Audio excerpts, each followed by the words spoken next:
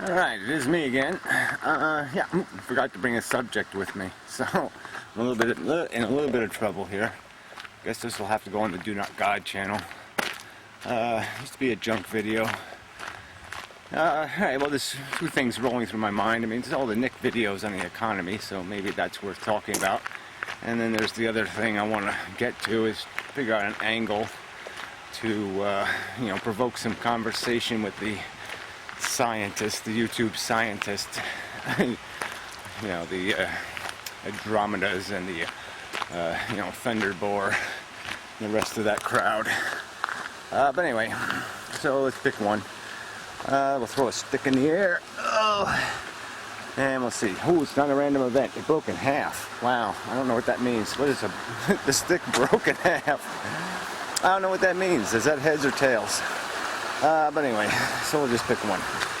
Picking now based on some sort of, let's see if I can find something random in my head to pick it by. Nope, can't find one. Yeah, it'll be some sort of bizarre chain of cause and effect. Let's see, I shall poke out one of my eyes, and if I poke out the left eye, then no, let's not bother with that. Alright, so we'll just do the economy thing. What the hell? Alright, look, the economy is going to crash because a whole bunch of wealth has been borrowed. The rich people kept getting richer, and instead of getting money in their hand for their wealth, they were giving promissory notes of their wealth, like stock, for example. I mean, Bill Gates became a billionaire and is, got $50 billion worth of stock. So that's a big pile of wealth, and he can, or other people can, depending on how who holds the wealth exactly.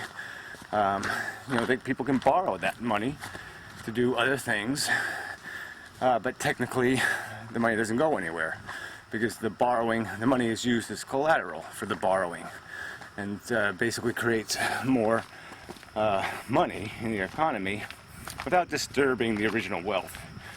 So it can still be where it is.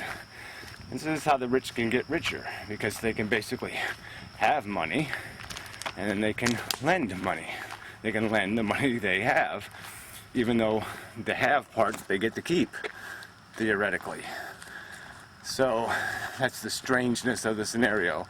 Kind of like there's an example. I mean, you could borrow a whole pile of money, use that money as collateral, pay the money back the next day, and to borrow more money. But you could still have your original loan, even though the original collateral wasn't real money, or some other kind of scam like that. But anyways, that's the system.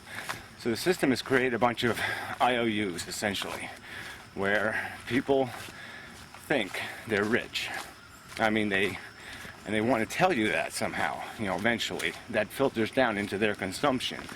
Eventually, I mean, they can do it for a while, and no one notices because so much of their wealth they can't spend.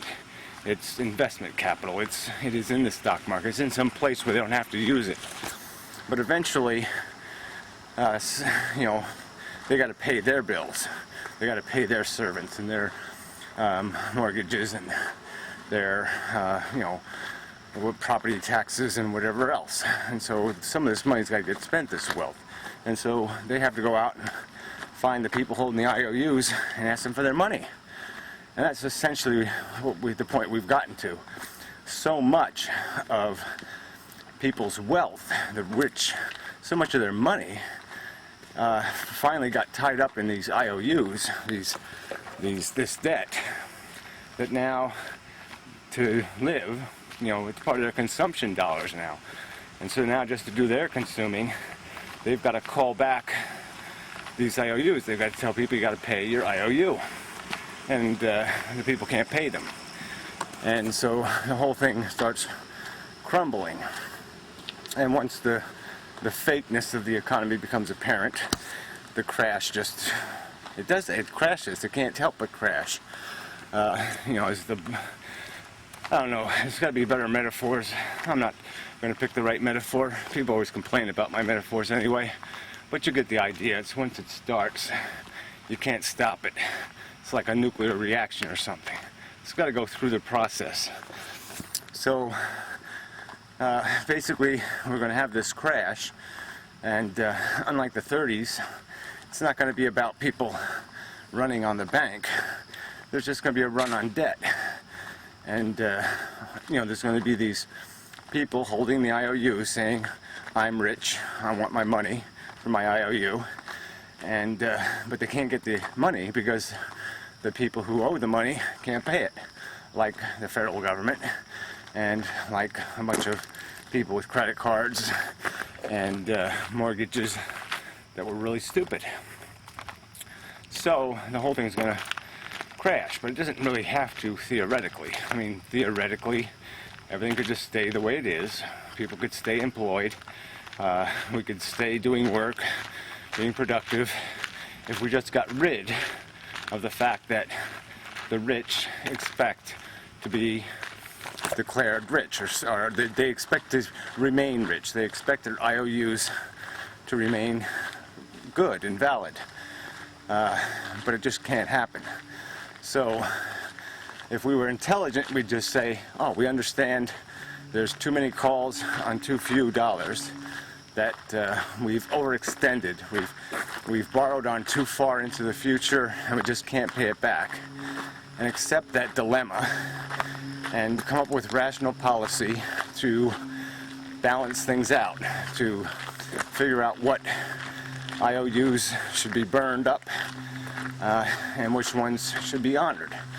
So we could, in some rational way, give people who made responsible incomes and saved money, we could give them a reasonable reward for that.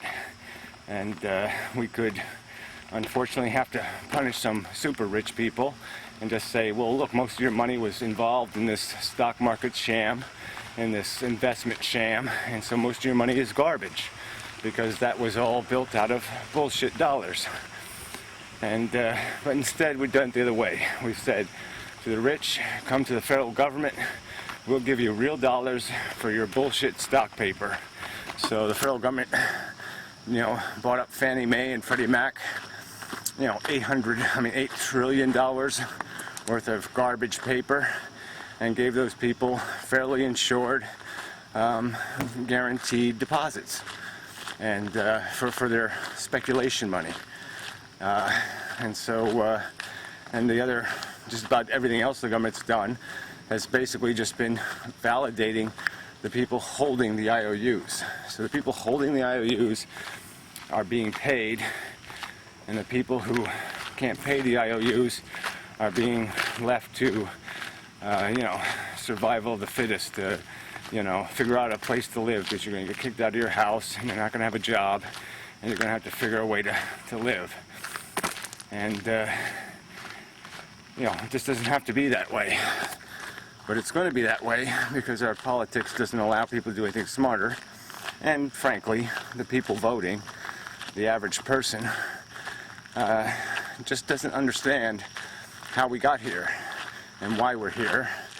And the fact that there's critical decisions to be made that will decide whether or not civilization gets blown to hell, and that we can make those decisions, but they just don't get it, that they're out there, they're available, and that these two political parties don't give a damn about really solving this problem. They give a damn about the short interest and the special interest, and they have no interest in saving civilization. So we're fucked. And I'm going to just stay fucked because no one's going to do anything about it. Me and Nickel make little videos about it and say, well, ain't it awful that we let this system get completely out of control and let these assholes fool us with their, quantum theory banking, their voodoo economics. And, it's a darn shame. But, darn shame is going to look pretty stupid on civilization's tombstone. There should be more than darn shame to explain why we fucked up. There should be a defense against this. The human species shouldn't be this dumb. But they still believe in gods, and they still believe in the fairy tale of, oh, humanity, we're doing something special. We're not just, intelligent cockroaches. So, along with the other lies, we've been fucked by this lie, this piece of dumb, ignorant astrology. That's what it is. It's not economics, it's astrology. So, goodbye to us. So, till next time.